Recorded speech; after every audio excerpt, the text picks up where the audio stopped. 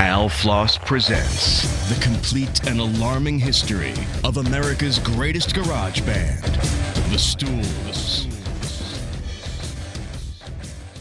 I think it was Elvis Costello who said, you spend your whole life writing your first album and then 6 months writing your second. I'm not sure what it is you think you thought.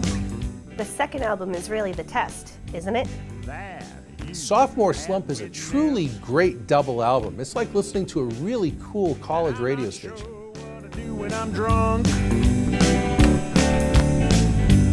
is any of my business. It's funny that most bands suffer a sophomore slump for their second album, and yet the Stools called their brilliant second album just that, Sophomore Slump.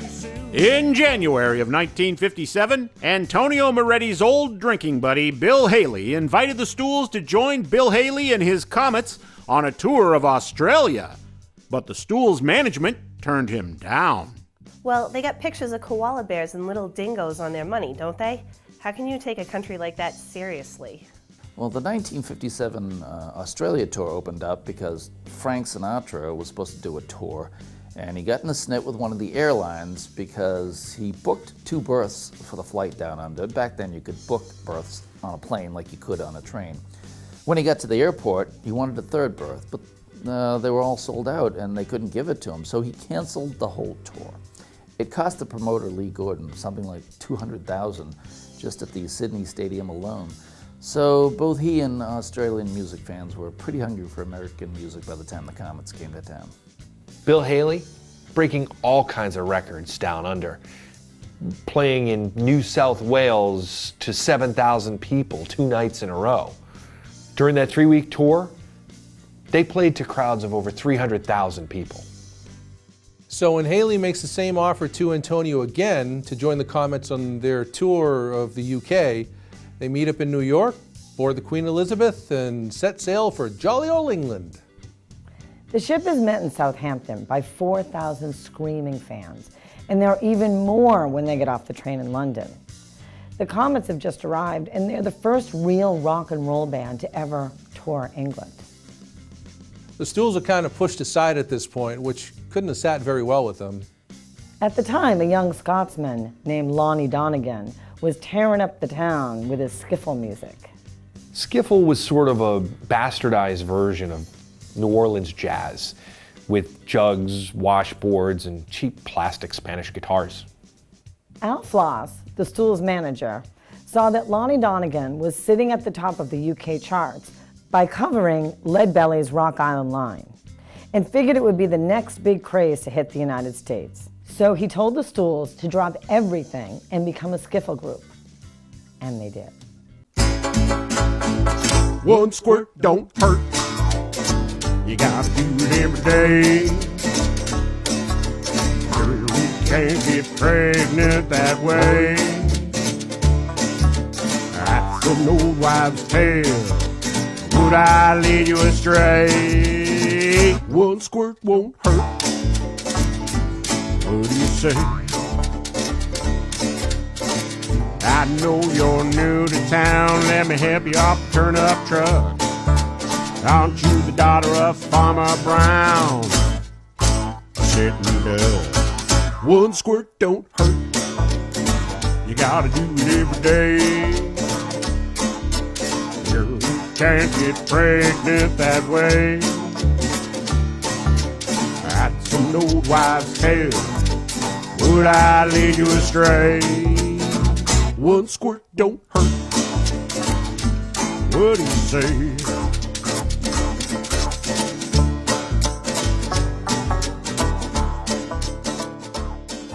By the late 50s, there were over 40,000 skiffle groups in Britain. Rock icons like the Beatles, Mick Jagger, and even the Bee Gees all got their starts in skiffle groups. Van Morrison, Jimmy Page, Ritchie Blackmore, they all started off as skiffle groups. Ronnie Wood, Graham Nash, David Gilmour. Howsoever, much like the monarchy, skiffle never really took off in the United States. And the Stools would have to change direction once again. I think, if we're being honest, Al Floss really didn't see much potential in skiffle music. To save on freight, he had the band board the Queen Elizabeth and not bring their instruments or amps, figuring it would be cheaper to just rent equipment when they got there. But then when he got to England, he heard skiffle music being played on bargain basement instruments like a tea chest converted to a bass, a cigar box guitar. And then he said, boys, you and I were a skiffle group.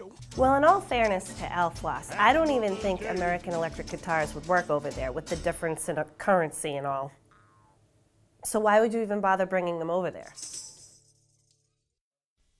They were a great skiffle band as far as skiffle bands go, which isn't very far. Well, of course there was skiffle, but at this time Harry Belafonte was running up the charts with his calypso music, so the Stools figured they'd try folk music too. Molly McButter was a good friend of mine.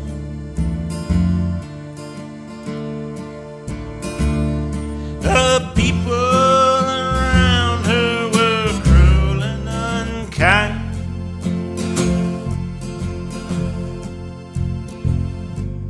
They called her Crisco 'cause she was fat in the can.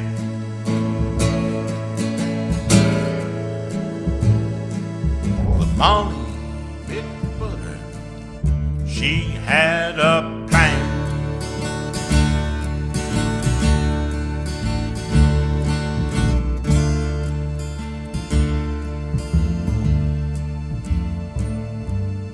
Molly was a lifeguard, ironic, I know.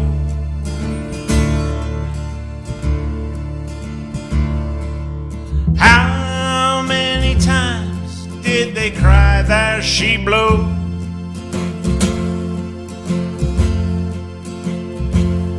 But she turned a deaf swimmer's ear to their mean jive.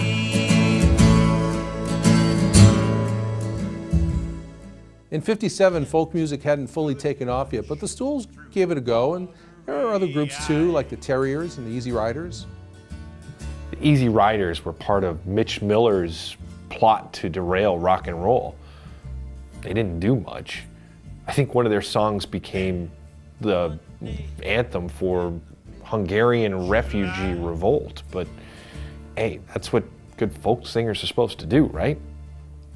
Terry Gilkyson was in the Easy Riders, and he also wrote the Bare Necessities song for the Jungle Book years later, but that was about it.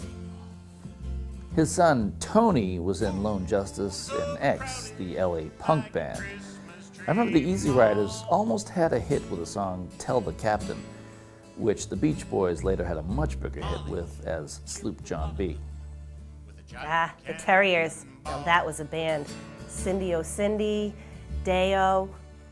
The Terriers were your typical folk band out of the Washington Square scene in New York. Only Alan Arkin was in the band. But he quit after a year to do the acting thing. The band limped on for a few years before the British invasion put them out of their misery. This might be a good time to address the elephant in the room, as it were. Why are there so few pictures of the Stools in the 50s? And actually, there were tons of them. But Al Floss went to great lengths to retrieve most of them. Of course, today with your internet, you can find them anywhere, if you know where to look. Why did Al Floss embargo all the early pictures and film of the Stools? Well, it's complicated. Bill Haley effectively killed his own career by going to England.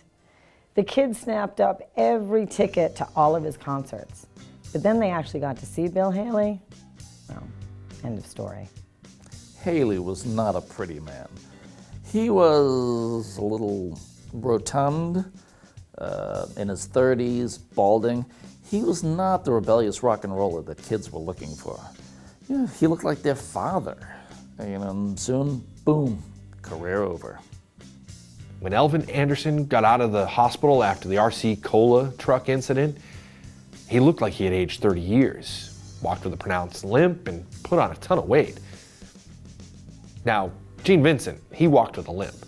And Fats Domino, he was fat, and Harry Belafonte was no spring chicken. But when you put them all together, doesn't do much for the teen audience. Al Floss learned a lesson from Bill Haley and did everything he could to keep the kids from seeing Elvin Anderson. A wise move.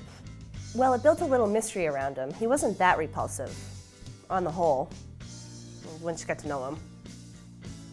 This would be one of the reasons that Elvin stopped touring. He just stayed in the studio. If they did play live, it was a very controlled circumstance.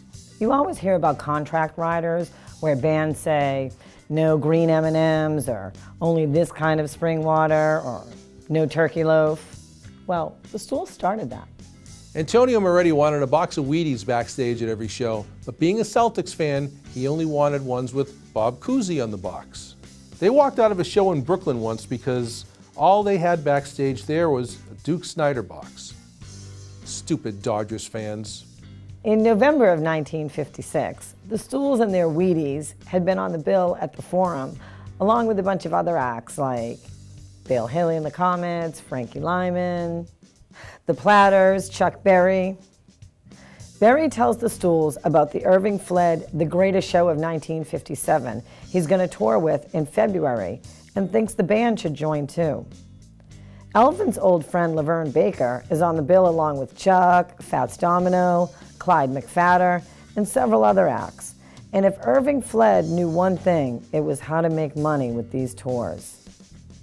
The only problem is, because most of the other acts are black or unknown, like Buddy Holly and the Crickets, they'll be playing for 80 straight days and nights. Fled might have known how to make money, but he didn't know how to book a tour. For instance, the tour played Akron, Ohio on September 10th, then headed southwest to Cincinnati on the 11th, and then doubled back to Columbus in central Ohio the next day.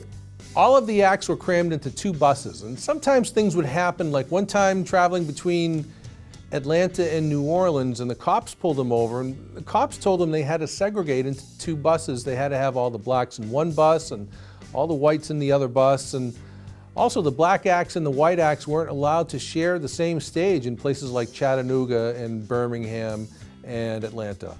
The nice thing about the tour was that it included the Northern Rocky Mountain states, which had never seen a live rock and roll tour before. To pass the time on the buses, they usually played craps, the dice game. And I understand that Chuck Berry won a lot of money off the other performers, mostly Buddy Holly from what I hear. And so he was able to afford to buy a Cadillac and be driven to the shows rather than sit on the bus. Cosmo Ditmar, I understand, actually drove a lot with him. Cosmo had a great relationship with Chuck Berry that went all the way back to 1955. Cosmo was at VJ Records, and Chuck was right across the street at Chess Records. Muddy Waters had brought him in, and Berry played an old fiddle tune on a guitar, Ida Red. Chess Brothers were impressed. The only problem was, Ida Red was a song in the public domain, so they couldn't make any publishing money off of it. Apparently the Chess Brothers told Berry to change the lyric to make it about a car, find a new girl's name, and they'd record him. A lot of the time, a lot of the Chicago blues performers were wearing eyeliner when they performed live to give them fuller eyelashes. Muddy, Wolf, Willie Dixon, they all used eyeliner, but they used it a combination of Vaseline and coal dust, which is not very safe. I understand that that's how Blind Blake went blind, which really worked out just as well for him because Arthur Blake really isn't much of a blues name. Blind Blake, that's the blues. So they're hanging out at a bar, and Chuck Berry asked Cosmo Ditmar what kind of eyeliner he used. Cosmo said it was something he got from his mom. It had to be good because it had been tested on animals. It was called Maybelline. A light bulb goes off in Chuck Berry's head, and soon Ida Red becomes Maybelline. So he offers half of the songwriting credits to Cosmo, but Cosmo says, give my songwriting credits to Russ Fratto. Fratto is a local leg breaker down on Chicago's South Side, and everyone, including Cosmo and Berry, owe money to, even Leonard Chess. Now, fast forward to April of 1955, and Leonard Chess is throwing a bar mitzvah for his son, Marshall. And every R&B artist is there, every record company executive, every record company owner, every distributor, every A&R guy, and a lot of DJs, including Alan Freed, They managed to sober Freed up enough to get him to listen to Maybelline with Chuck Berry and Willie Dixon on bass, Jasper Thomas on drums, and Jerome Green on maracas, and Freed is knocked out. And soon that summer, a hit single is born.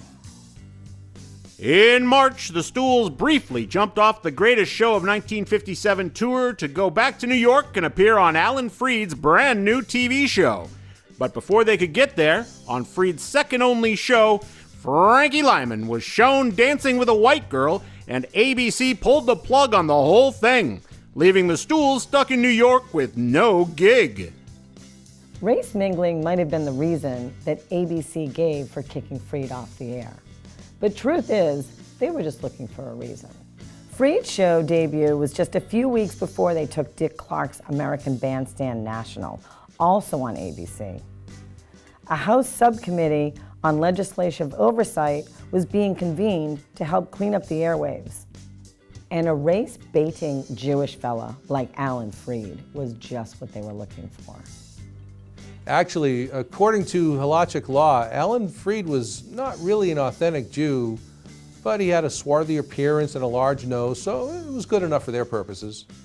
And what ABC fired him for was refusing to sign a humiliating oath, admitting to practices that he had already admitted to the House committee that he had taken part in. So he was kind of damned if you do, damned if you don't. Of course, Dick Clark, ABC's other contract employee, was never asked to sign such an oath. The skids were greased and American Bandstand took to the air as Alan Freed limped off into the sunset. New York was always a good town for the Stools, no more so than in 1957 when the city was going through some changes and they were converting a lot of rooms from showrooms to music rooms where people would actually go and sit and listen to the show, watch the band. I think it speaks to the maturing taste of the city. Well, there was also a cabaret tax at the time that tacked on an extra 20% to every tab in a club that had a dance floor. I think that killed the floor shows too. In April of '57, Buddy Knox had the #1 hit with the rockabilly song Party Doll. Now, Buddy Knox and his Texas rockabilly was nowhere near as rough as Memphis rockabilly. It was much more poppy. Just listen to the stuff Knox's bass player, Jimmy Bowen, put out with the very same band, very fey. Unfortunately, Buddy Knox was also a lieutenant in the Army Reserve, and he got called up for 6 months of active duty. The A&R team at Roulette Records, Hugo Peretti and Luigi Creatori, go into a panic. They rush Knox into the studio to record a quick 20 songs so that his career doesn't dry up while he's in uniform. But it does anyway. I mean, he almost has a hit with a 1911 novelty song called Hula Love, but that's only because Dick Clark put in his movie Jamboree. So Buddy Knox's backing band, the Rhythm Orchids, are really just a bunch of his college buddies from Texas. And Hugo and Luigi want to cover all their bases while Knox is in the tank corps. So they bring the Stools in to knock out about 20 tracks because they know the Stools work fast and cheap. So fast, in fact, that they used the leftover recording time to record their own song, Jabberjaw.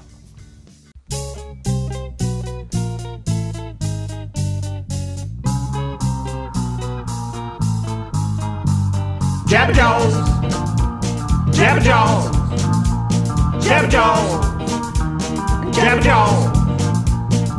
Couldn't keep quiet about what you saw, Jabberjaws.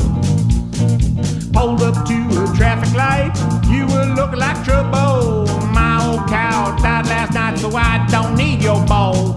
You'll be the one if you corral that tongue, let's go. Jabberjaws, Jabberjaws, Jabberjaws, Jabberjaws. You'll be the one if you corral that tongue, Jabberjaws.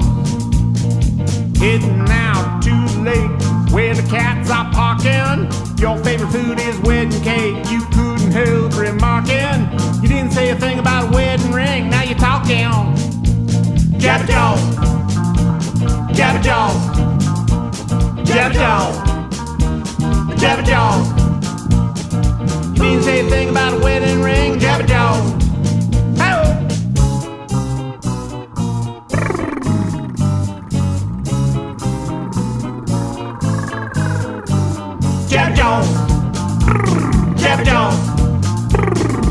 Jaws. Jabba Jaws. Couldn't keep quiet about what you saw. Jabba Jaws. We was doing 90, hadn't left third gear. On the double, there's trouble bubble in the rearview mirror. About to get popped by the cop, stay there and zip it. Jabba Jaws. Jabba Jaws. Jabba Jaws. Jabba Jaws. About to get popped by the cops. Jabba Jaws.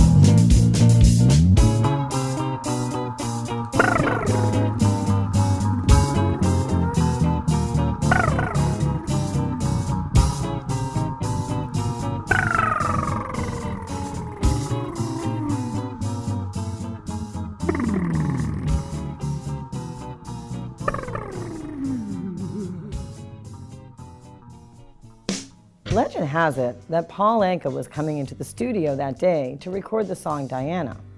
Well, he showed up early and he laid down some backing vocals on the track. He was then credited on the record sleeve as Montezuma for legal reasons. The West Coast had the Wrecking Crew, Detroit had the Funk Brothers, Muscle Shoals had the Swampers, as the song says. Meanwhile, the Stools were up in Boston. In addition to Elvin, Antonio, and Cosmo, you had all these great players coming through over the years. Bolt Upright, Paisley Owsley, Crunch Hardtack. At one point, Sit Down, Pat Fanny, and Gail Warnings were all in the band. Alice Lost, Jenny Side, Baxter Nature. Dawson D. Towell, Tab Collar, Joy Anna Delight. Mark Card, Sam Pelkes, Hollyhocks. It was a revolving door of East Coast talent. And the Stools would keep revolving, much like their second long-playing album, the double-disc Sophomore Slump, which we will examine in depth next time on the complete and alarming history of America's greatest garage band, the Stools. Join us then, won't you?